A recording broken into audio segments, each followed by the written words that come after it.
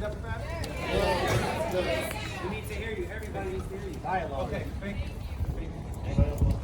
So let me just say a few words. So the first thing I'll say is just out of respect to all of you, thank you for speaking out and fighting for something that you all believe in. I believe in it too, even though it's an imperfect system that we're living in. I want to say a couple things very, very clearly. First and foremost, Black Lives Matter. Black Lives Matter. Black Lives Matter to Long Beach. Okay, and they value deeply to me. That doesn't mean that there's not racial injustice, not just in our country, but in our institutions, and in all of our institutions. And when I talk about institutions, I'm talking about police departments, education systems, workforce systems, healthcare. So it exists everywhere. Criminal justice system. Criminal justice system, 100%. Say it. So I'm not. I agree with you. What I will tell you is that, like all of you, the George Floyd killing was an outrage, but it's not the only outrage that we all experienced. I'm also not going to sit here and tell you that Long Beach or myself or any leader in the city has done everything that we can to fight racial injustice, because that's just not true. Okay? But we have to do better, and I commit to all of you to do better. And that means that I have to also myself and as a city atone for the inaction that we have often not done enough and not done enough faster. So I understand that. But it doesn't mean that there hasn't been progress in this country or in the city, because there has been. Defund the police. How the police Let them talk. Let them talk, people. Let him speak. Let him talk. I understand the input. I get it.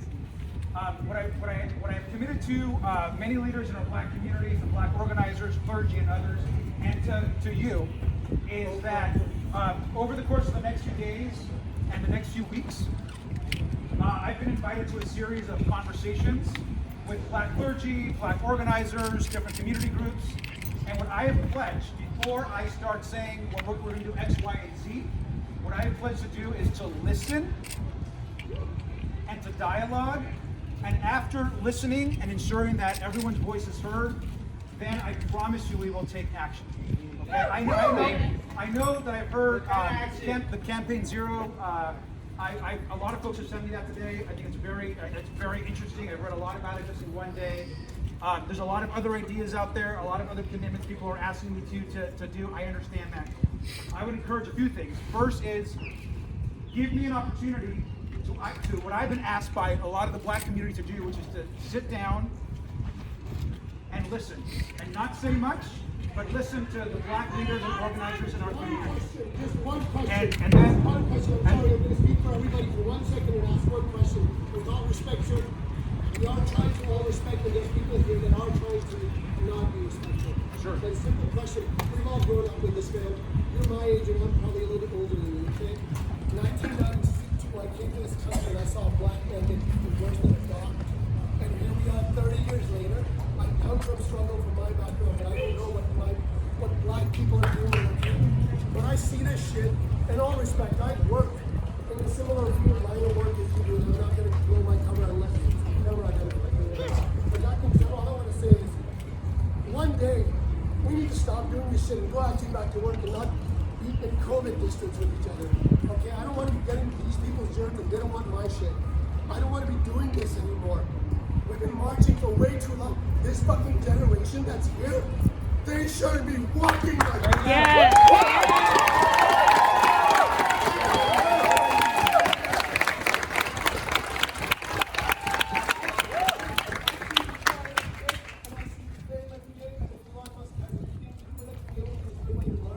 Let's fucking learn from our failures.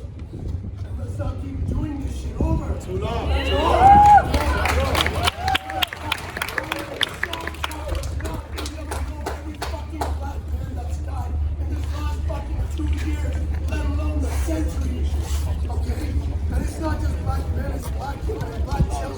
Let's not forget Black people, man.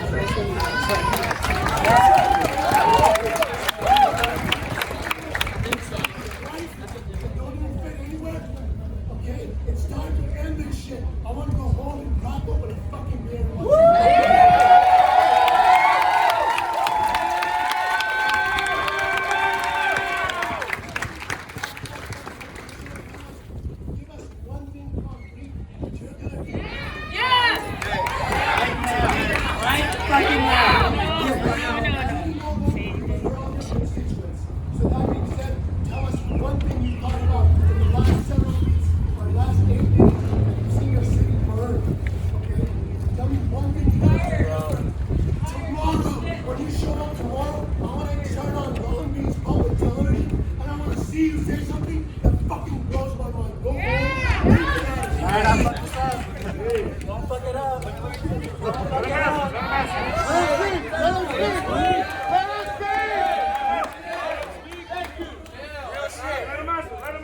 Let's see what he says. Let's see what he says. Let him answer.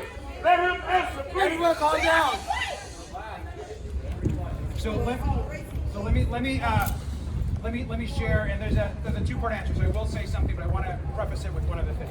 Is I think what I have heard from all the conversations that I have had with Black friends, union leaders, clergy, and students and activists in the last few days is that the most important thing that we can do is listen to Black people.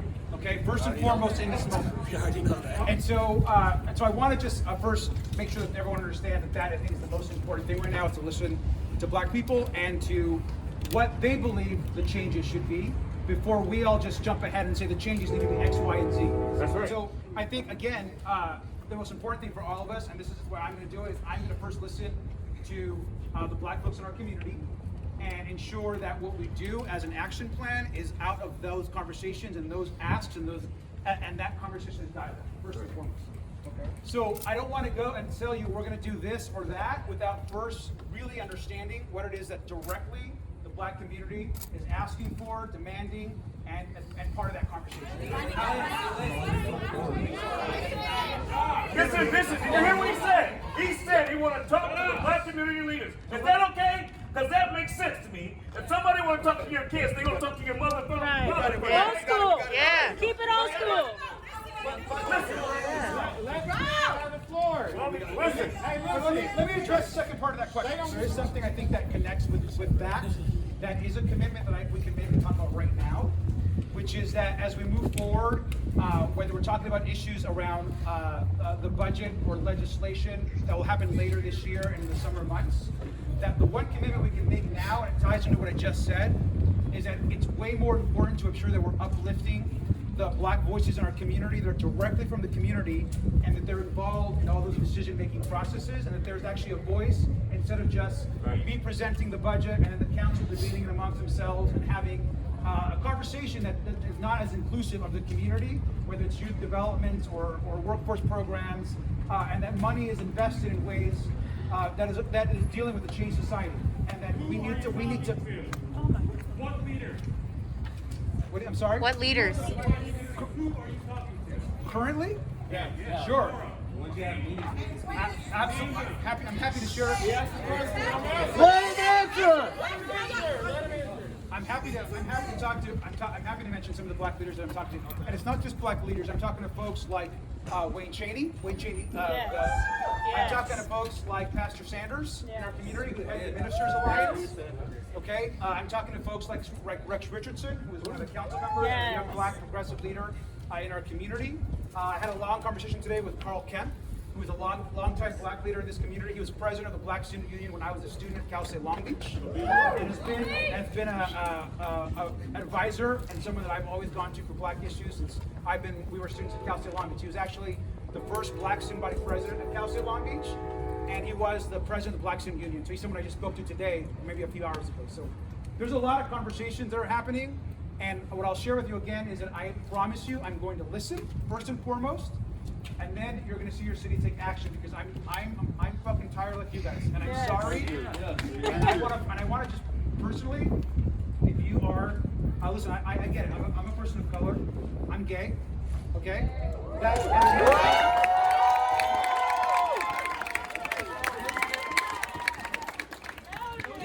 but just because those experiences are unique, but those experiences are not the Black experience. Okay, they're not the Black experience, which is 100 times harder than what any of the rest of us have had to go through in our lives. And so I understand that, and I want to all the Black folks that are here,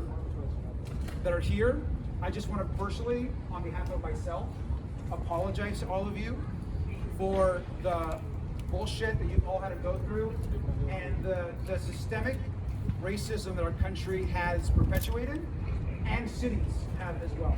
Okay, so we have to make change.